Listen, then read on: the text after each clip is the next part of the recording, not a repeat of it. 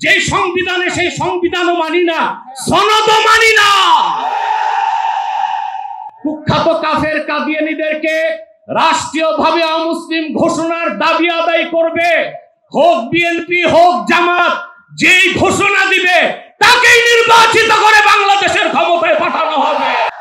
প্রিয় বন্ধুগণ, খাতমে নবুয়তের জিহাদ সবচেয়ে বড় জিহাদ, খাতমে নবুয়তের আন্দোলন সবচেয়ে বড় আন্দোলন।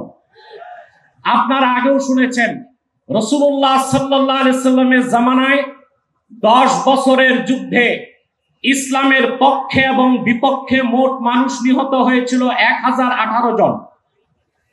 আর সিদ্দিক আকবরের জামানায় মুসাইলামাতুল কাজ্জাবের বিরুদ্ধে যে অভিযান হয়েছিল সেই যুদ্ধে 1000-এর উপর সাহাবী শাহাদাত বরণ করেছিলেন।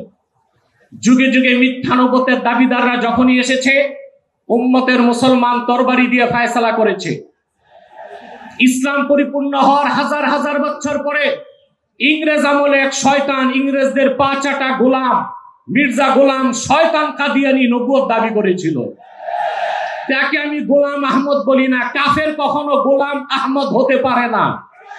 কাজ্জাব কাদিয়ানী ছিল গোলাম শয়তান কাদিয়ানী।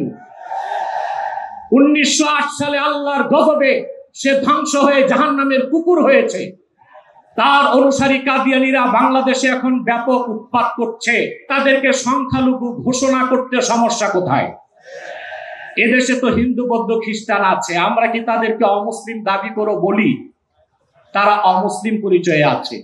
তাদের উপাসনালয়গুলোকে আমরা মসজিদ বলি না, গির্জা বলি, প্যাগোডা বলি, মন্দির বলি।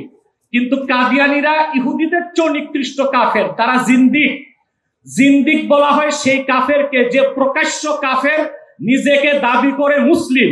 সেই জন্য শরীয়তের আইনে কাদিয়ানীদের একমাত্র শাস্তি মৃত্যুদণ্ড। যেহেতু বাংলাদেশ সেকুলার রাষ্ট্র, আমরা ছোট একটা দাবি করেছি, তাদেরকে অমুসলিম ঘোষণা করতে হবে। এই দাবি আপনারা কিভাবে আদায় করবেন? ঐক্যবদ্ধ হয়ে বছরে একটা কর্মসূচি দিলেই হবে না। আমি মনে করি এই ময়দান থেকে কর্মসূচি হওয়া উচিত।